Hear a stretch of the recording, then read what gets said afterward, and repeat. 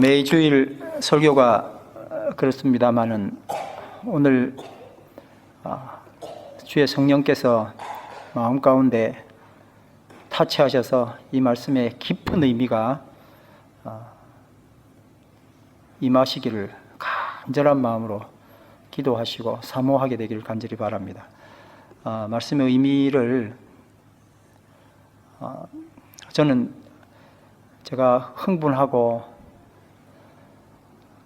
이 말씀 어떻게 전할까 일주일 내내 설레었던 그 마음들이 여러분들에게 어떤 방법으로든 제가 표현하지 못하지만 전달되기를 바라고, 그것이 모든 성도들 가운데 성령님이 인도하심으로 더 크게 임하게 되기를 간절히 바랍니다.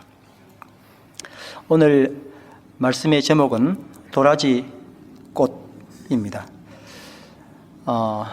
느닷없이 엔트로피 하다가 어려운 설교하시다가 느닷없이 왜 또 도라지냐 이렇게 하실 수 있겠습니다.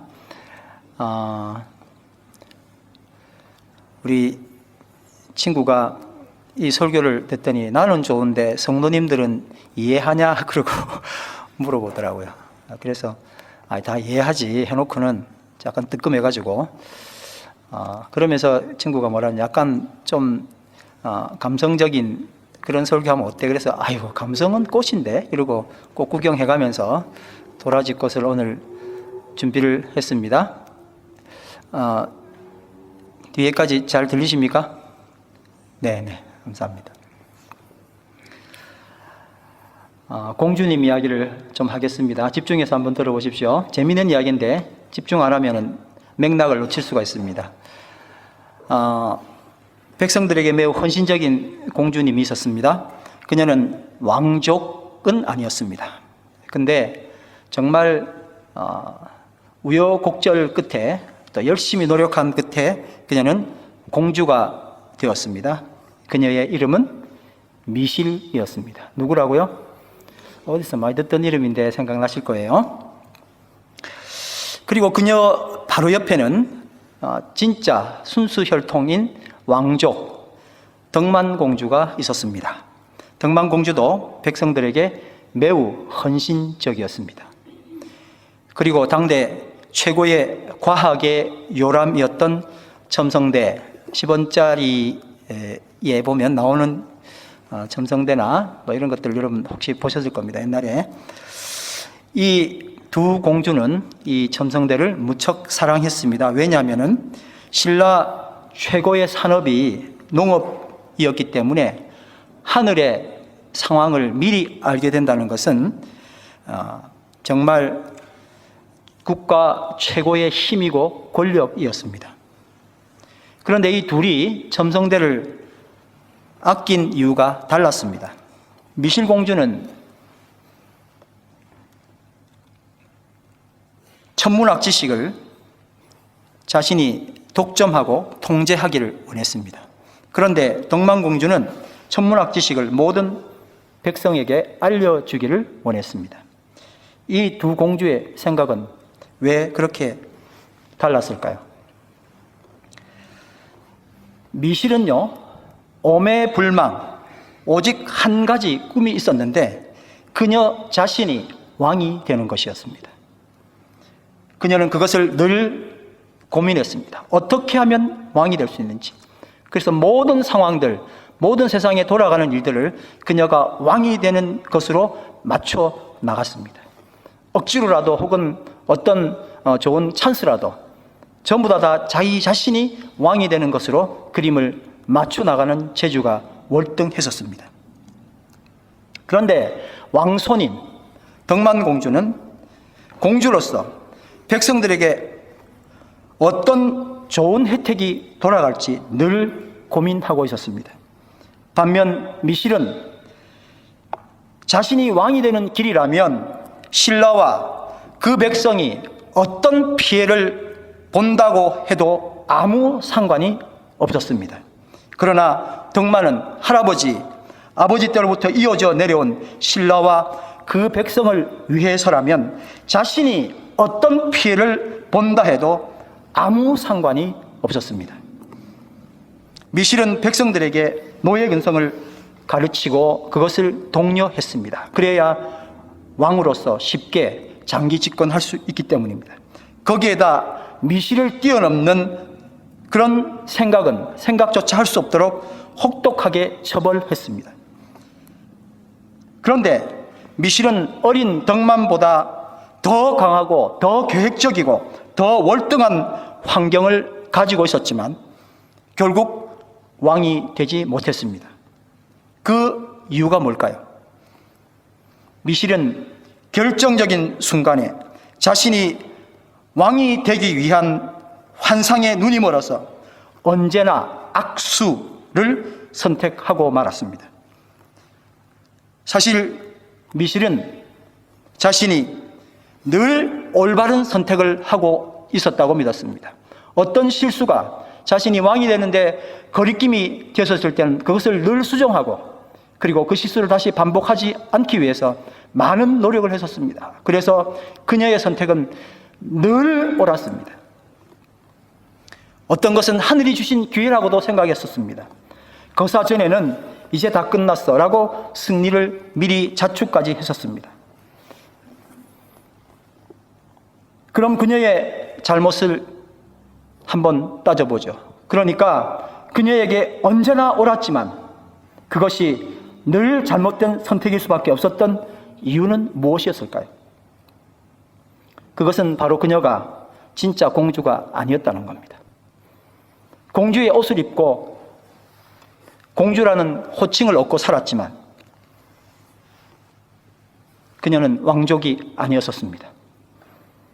늘 왕족으로 태어나지 못한 자기 자신을 탓하다가 결국 자신의 능력으로 왕이 되겠다는 야심을 가지게 되었고 그 야심이 결국 그녀에게 공주의 호칭까지는 얻게 해 주었는지 모르지만 그것이 결국 그녀를 허망한 죽음으로 이끌어가고 말았습니다. 이 드라마 미실의 역사성 이야기는 여기서 각설하도록 하겠습니다. 다만 이 이야기에서 이 두 인물의 대비는 우리 크리스찬들에게 시사하는 바가 매우 크기 때문에 좀 더 논의를 해보도록 하겠습니다. 되려고 하는 사람과 되었으니 하는 사람의 차이는 엄청나게 큽니다. 종은 주인의 하는 일을 잘 알지 못합니다. 종이 하는 일과 주인이 하는 일은 그 태도와 성과에서 엄청난 차이가 납니다. 세종대왕은 온 백성이 서로 소통해서 수준 높게 잘 사는 백성이 되었으면 좋겠다는 열망으로 한글을 창제했습니다. 그런데 신하들은 그 지식을 자신들이 독점하기 위해서 한글 창제에 반대하고 한글을 없애려고 그렇게 목숨까지 걸었습니다. 주인의 아들이 하는 노력과 주인의 종이 하는 노력은 그 질에서 엄청난 차이가 있습니다. 종이 언제나 최선을 다하여, 아니요, 종들은 최선을 다하지 않는다고 할 수 있습니다. 그러나 어떤 종이 정말 최선을 다하여 옳은 일을 선택한다 해도 결과는 언제나 잘못된 선택일 뿐입니다. 종은 주인의 세계를 모릅니다. 주인의 즐거움을 모릅니다. 오늘 제가 격하게 이야기하는 것을 나중에 여러분 이해하실 겁니다. 목사님 그건 아닌 것 같은데요? 할 수 있습니다. 근데 일단 한번 들어보시기 바랍니다. 그래서 요한복음 15장 15절에 예수님께서 이렇게 말씀하셨습니다. 한번 따라하겠습니다. 이제부터는 너희를 종이라 하지 아니하리니 종은 주인이 하는 것을 알지 못함이라. 너희를 친구라 하였노니 내가 내 아버지께 들은 것을 다 너희에게 알게 하였음이라. 아멘. 제가 종은 모른다고 강조했던 걸 여러분 용서하시기 바랍니다. 그러나 말씀은 분명하게 이렇게 기록되어 있습니다. 갈라디아 4장 7절 바울은 그러므로 내가 이후는 따라합니다. 종이 아니요 아들이니 아들이면 하나님으로 말미암아 유업을 받을 자니라. 아멘. 처음에는 종이 아니라 친구라 하시더니 이제는 종이 아니라 아들이라 말씀하셨습니다. 이제 나는 어디에 속했는지 한번 스스로에게 물어보시길 바랍니다. 나는 종인가? 친구인가? 나는 종인가? 자녀인가? 여기서 종인가를 묻는 질문은 세상의 종인가라는 걸 뜻하는 겁니다. 나는 세상의 종인가?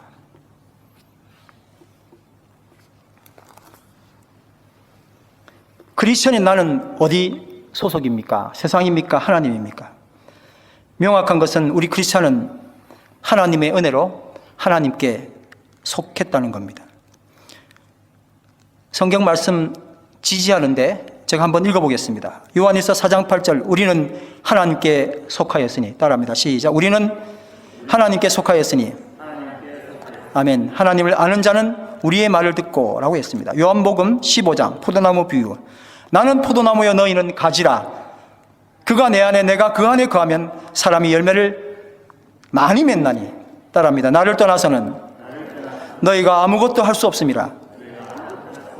아멘. 요한복음 5장 24절, 내가 진실로 진실로 너희에게 이르노니 내 말을 듣고 또 나 보내신 이를 믿는 자는 영생을 얻었고 심판에 이르지 아니하나니, 따라 하시겠습니다. 사망에서 생명으로 옮겼느니라. 아멘. 로마서 14장 7절 8절, 우리 중에 누구든지 자기를 위하여 사는 자가 없고 자기를 위하여 죽는 자가 없도다. 우리가 살아도 주를 위하여 살고 죽어도 주를 위하여 죽나니, 그러므로 따라합니다. 사나 죽으나 우리가 주의 것이로다.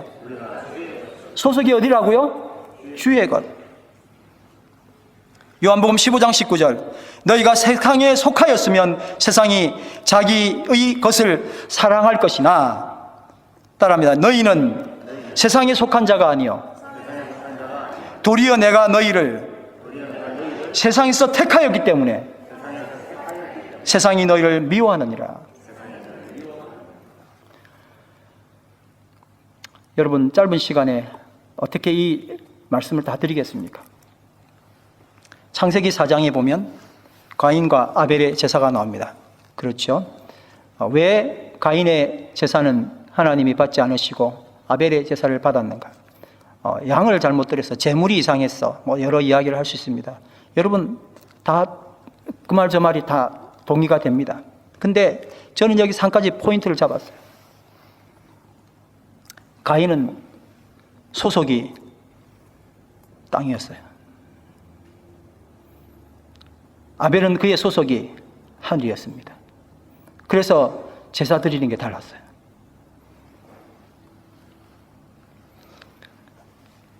그 처음 듣는 이야기인데 하시는 분도 있을 겁니다. 세상에 속한 자와 땅에 속한 자의 기도는 어떻게 다를까요? 세상에 속한 자의 기도와 하늘에 속한 자의 기도가 어떻게 다를까요? 여러분, 한번 하늘에 속한 자의 기도를 들어보시겠습니까? 하늘에 계신 우리 아버지여, 당신의 왕국이 임하옵시며. 그 다음 뭐죠? 당신의 뜻이, 저는 주기도문을 처음에 읽었을 때 그냥 따라서 했지만, 일용할 양식을 주옵시고를 좀 먼저 하시지 뭐 자꾸 이런 앞에 서두를 길게 하는지 모르겠어. 그래서 보통 우리가 어른들에게 인사할 때 이렇게 뭐 얻기 위해서 인사할 때는 뭐 이렇게 아이고 참 존경합니다, 감사합니다, 그동안 도와주셨어요 이러고 난 다음에 뭘 좀 주시면 감사하십니다 그렇게 하잖아요, 그렇죠? 그래서 그건 줄 알았어요. 네. 이렇게 뭐 서두를 잘 이야기해야 그래 너 참 기특하다 하고 뭔가를 주는 그 이후로 우리는 기도를 그렇게 하는 줄 알았어요. 하나님 대단하세요 라고 해야 일용할 양식을 주는 줄 알고 그렇게 기도하는 줄 알고 그렇게 기도하는 줄 알았어요. 근데 이게 또 웬일입니까? 대개 주의 나라, 주의 권세, 주의 능력이 영원합니다. 또 그렇게 하는 거예요. 그러니까 이게 빨리 이게 확 와닿지를 않아요. 왜냐하면 나는 세상의 사람이었으니까요. 일용할 양식하고 그냥 좀 평생 먹을 양식도 좀 구할 수 있는데 그런 건 아닌 것 같고 지속적으로 그냥 하나님의 왕국만을 생각하는 거예요. 근데 땅에 속한 사람의 기도는 오늘 무엇을 먹을까? 오늘 무엇을 입을까? 누가 구하는 기도라 그랬죠? 이방인들이 구하는 기도. 그거 그냥 계속 드리는 거예요. 그러니까 나는 땅에 속했는가? 지금 나는 하늘에 속했는가가 명확해지는 거예요. 내 꿈이, 내 기도가, 내 생각이 아직도 하나님의 왕국이었었어요. 지속적으로 하나님의 왕국이 빨리 이 땅 가운데 임해야 되는데 라고 하는 기도는 아벨의 기도인 거예요. 그 아벨이 그냥 그렇게 기도드렸어요. 그 재물이 어떠하든 간에, 물론 재물도 중요하겠지만 재물이 어떠하든 간에 그의 마음속에는 이미 하나님 나라가 있었던 거예요. 이 나라를 어떻게 이룰까라는 생각이에요. 근데 땅을 생각했던 사람, 땅의 사람 가인은 그냥 열심히 하나님께 예배드리고 최선을 다해서 예배드리고 좋은 예물을 드렸는지는 모르지만 하나님 받으신 바 되지 못하는 거예요. 왜냐하면 땅의 것을 생각하니까요. 땅의 풍성함이에요. 그냥 예수님이 제자들에게 그 많은 우상이 있는 곳에서 질문하셨습니다. 너희는 나를 누구라 하느냐? 느닷없이 너 나 누군 것 같아? 라고 물어보신 게 아니었어요. 너 소속 어디야? 지금 현 상황에서 이렇게 많은 신들이 있는 질비한 이 상황 가운데서 너 소속 어디야? 라고 물어보신 거예요. 우리 하나님께 속했다면서요. 그렇게 실컷 이야기했는데 너 소속 어디야? 한번 물어보셨어요. 자, 크게는 안 하셔도 됩니다. 스스로에게 한번 물어보면 나는 소속이 어딜까? 시작. 네, 크게 안 하셔도 되는데 감사합니다. 잘하셨어요. 자, 나는 소속이 어디입니까? 베드로가 이렇게 대답했어요. 첫 번째 뭐죠? 주는. 가이사가 주였어요. 가이사가. 그걸 가르쳤습니다. 그 당시는.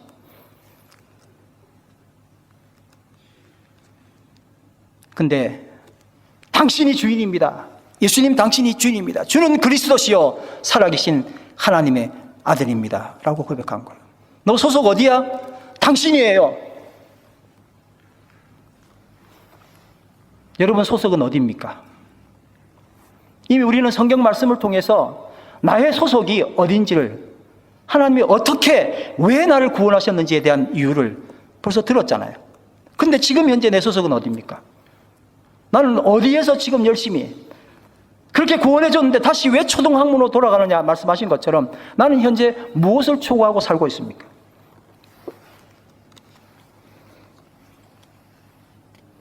너 지금 어디 있냐? 너 소속 어디야? 라는 질문을 베드로가 간파하여 이렇게 고백했습니다.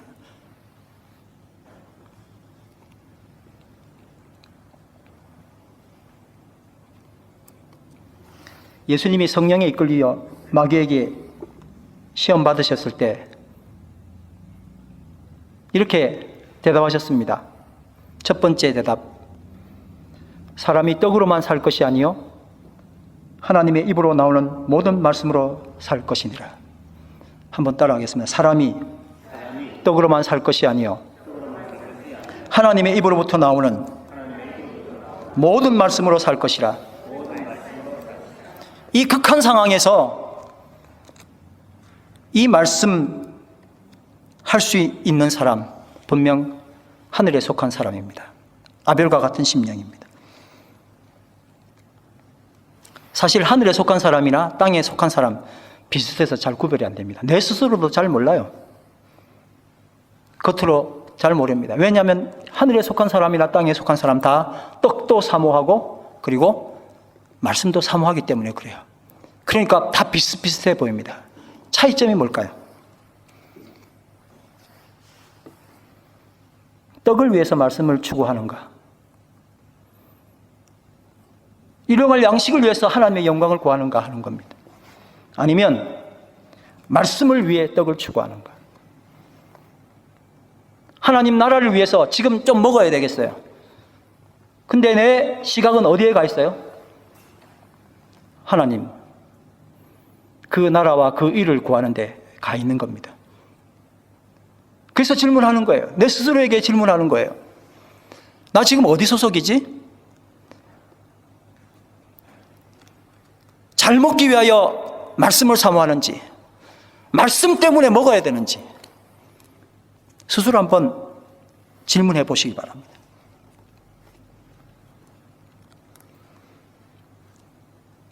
살아있는 바다 물고기는 결코 소금에 절여지지 않는다.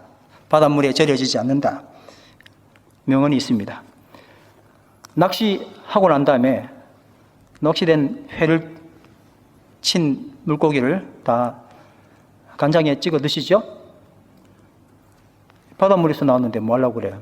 근데 그 농도만큼 죽은 고기를 소금에 절이면 고기는 다 절여집니다. 그렇잖아요. 살아있는 고기는 결코 절여지지 않습니다. 하늘에 속한 사람은 비록 이 땅에 살지만 결코 이 땅에 절여지지 않습니다. 마치 물고기가 결코 물에 젖지 않는 것처럼 말입니다. 저는 간혹 가곡을 부르다가 끝에 아멘 하고 싶은 그런 가곡이 꽤 있습니다. 제가 좋아하는 가곡 유경환님의 도라지꽃이라는 노래인데 한번 제가 시를 읽어보겠습니다. 산속에 핀 도라지꽃, 하늘빛이 물들었네. 옥색 치마 여민자락 기다림에 젖어있네. 빛이 있을 눈썰미에 고운 햇살 입맞추네. 도라지꽃 입술에 물든 하늘, 산 바람이 비켜가네. 도라지꽃 봉우리에 한 줌 하늘 담겨있네. 눈빛 맑은 산노루만 목축이고 지나갔네. 저녁 노을 지기 전에 꽃봉오리 오물이네. 도라지꽃 송이에 담긴 하늘, 산 그늘이 젖어 있네. 도라지꽃은 땅에 그 뿌리를 받고 있습니다. 근데 도라지꽃의 추구가, 물론 이 시인이 그렇게 보았지만 도라지꽃이 추구하는 것은 땅이 아니라 하늘이었습니다. 산속에 핀, 분명 우리는 땅에 소속되어 있죠. 도라지꽃이 근데 하늘빛에 물들어 있습니다. 옥색지마 하늘빛입니다. 빛이 있을, 빛이 하늘빛입니다. 그리고 그의 입술에는 하늘이 물들어 있고요. 우리는 어디에 입술이 물들어 있죠? 뭐에 능합니까? 하늘에 능해서 그 입술이 하늘빛으로 물들었으면 좋겠습니다. 도라지꽃 봉우리에 한 줌 하늘이 담겨 있습니다. 기도하는 손 같죠? 자연, 하나님의 섭리, 그것에 여전히 기다리며 순응하고 있는 모습입니다. 도라지꽃 송이에 담긴 하늘, 산 바람이 지나가고 그리고 그 산의 그늘로 젖어져 있습니다. 단 한순간도 나를 위하여 사는 게 아니라 그냥 주신 은혜대로 살아나가고 있는 모습을 도라지꽃에서 봤기 때문에 저 이 노래 참 좋아하는데 한번 불러보도록 하겠습니다. 나중에 여러분 노래 끝나면 뭐만 하시면 돼요? 아멘만 하시면 됩니다. 노래 끝났는데 박수 쳐야지 그러고 싶어도 괜찮습니다. 아멘 하셔도 됩니다.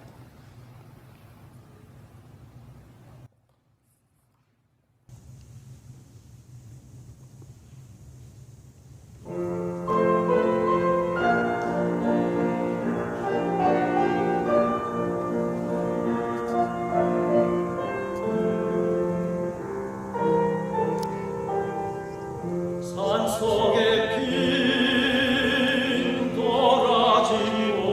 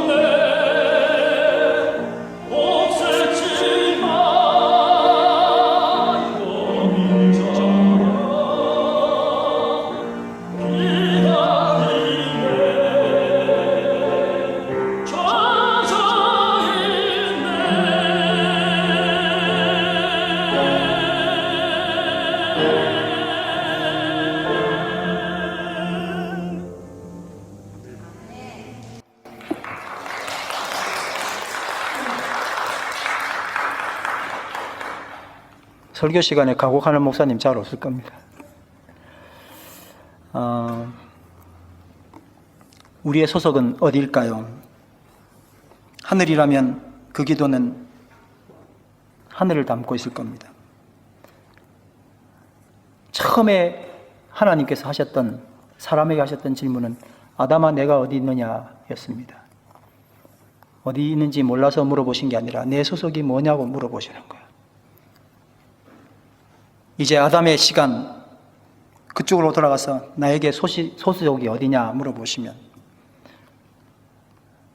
깜짝 놀라지 않고 언제라도 도라지 꽃으로 저는 응답했으면 좋겠습니다.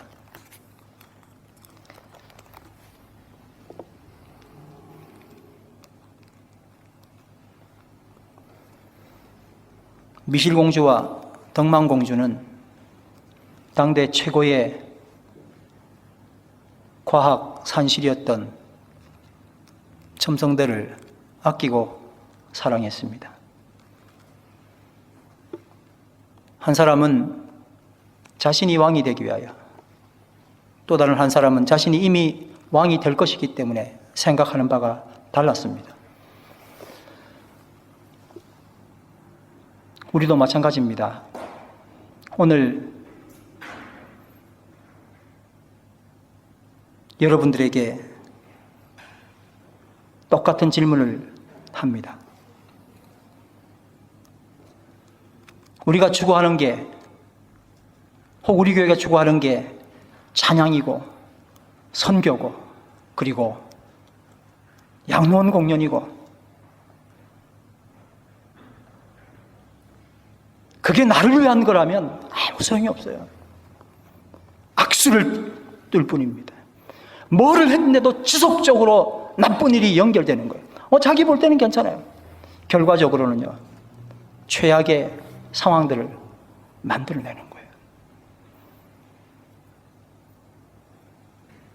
남들이 볼 때는 찬양 드리니까요, 선교하니까요, 어디 가서 열심히 봉사하니까요, 다 하나님 일 하는 거 보이죠? 그러나 하나님 나라를 위한 것인지 내 나라를 위한 것인지는 자기 자신에게 물어볼 수 있습니다. 저는 오늘 본문 말씀을 다시 한 번 더 여러분과 읽기를 원합니다. 우리가 크리스찬이라면 우리 중에 누구든지 자기를 위하여 사는 자가 없고 자기를 위하여 죽는 자가 없다 했습니다. 우리는 살아도 주를 위하여 살고 죽어도 주를 위하여 죽는다 그랬습니다. 근데 나 왜 살죠? 나를 위하여. 왜 죽죠? 나를 위하여. 지난주에도 우리는 거의 반죽음 상태에 대한 이야기를 나눴었습니다. 왜 죽었어요? 나 때문에 죽는 거예요. 나 때문에. 근데 분명히 말씀하기를 살아도 주를 위하여, 죽어도 주를 위하여.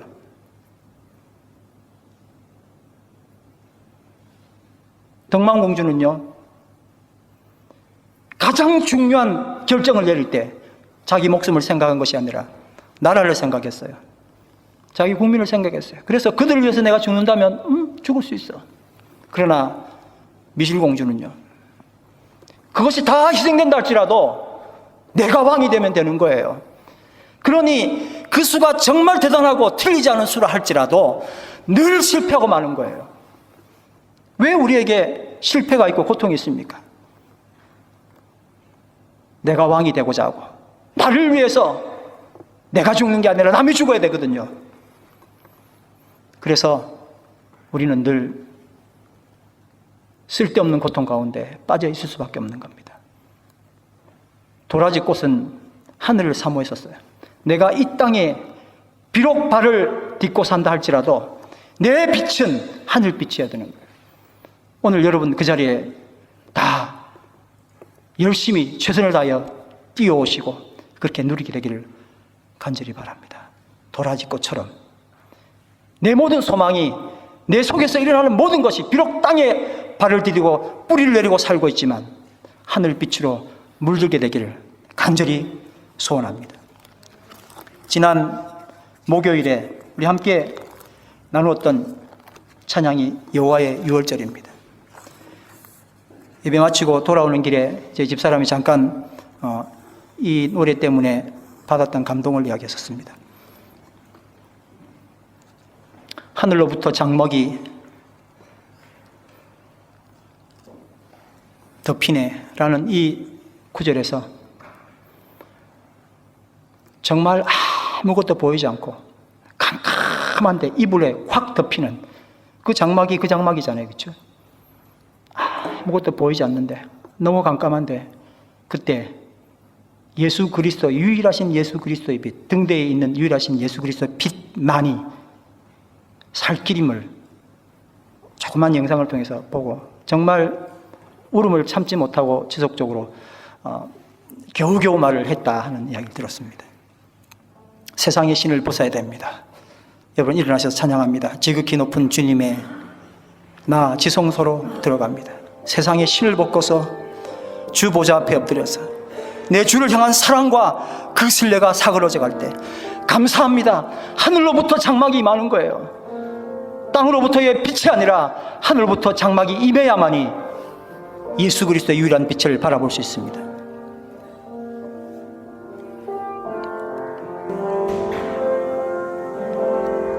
지극히 높은 주님의 나 지성소로 들어갑니다. 세상의 신을 벗고서 주 보좌 앞에 엎드리리. 내 주를 향한 사랑과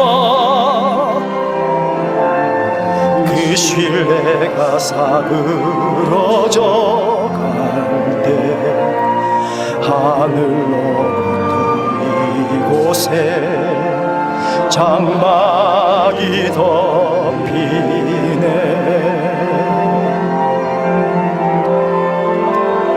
이곳을 덮으소서. 이곳을 비추소서. 내 안에 무너졌던 모든 소망 다 회복하리니. 이곳을 지나소서. 이곳을 지나소서. 이곳을 만지소서. 이곳을 만지소서. 내 안에 죽어가는 모든 예배 다 살아나리라. 할렐루야. 다시 한번 기도하겠습니다.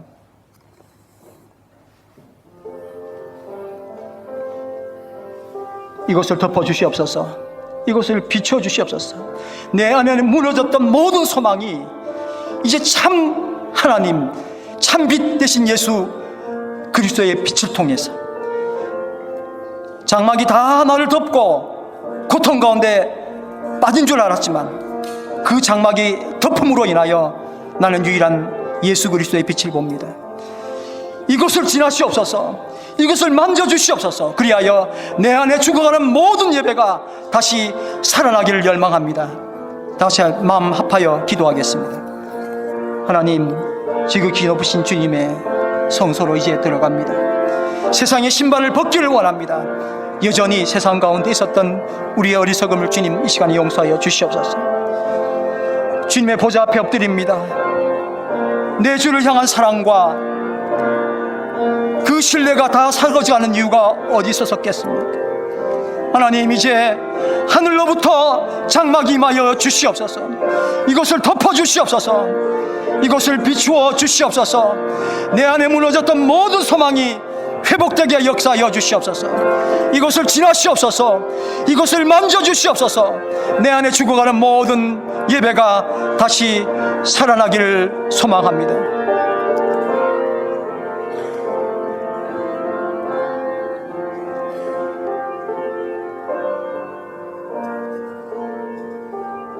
이곳을 덮으소서.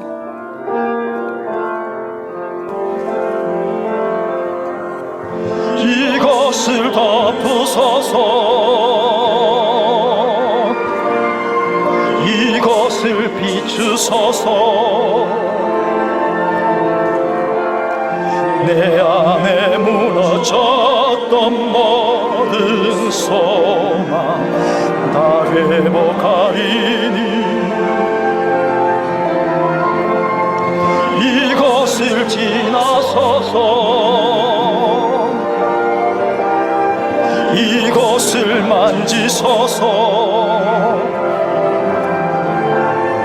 내 안에 죽어가는 모든 예배 나 살아나리라. 하나님, 이 시간에 우리 가운데 임하여 주시옵소서.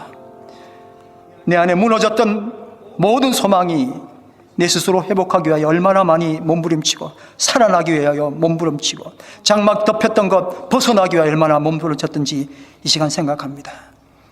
이제 이곳을 지나가 주시옵소서. 그리고 이곳을 만져 주시옵소서. 내 안에 죽어가는 모든 예배가 이제 살아나기를 원합니다. 나를 숭배했던 예배에서 하나님만을 숭배하는, 하나님만을 예배하는 진실한 예배가 일어나도록 우리의 삶을 인도하여 주시옵소서. 찬양과 감사를 드리며 예수님 이름으로 기도드립니다. 아멘. 자리에 앉으시기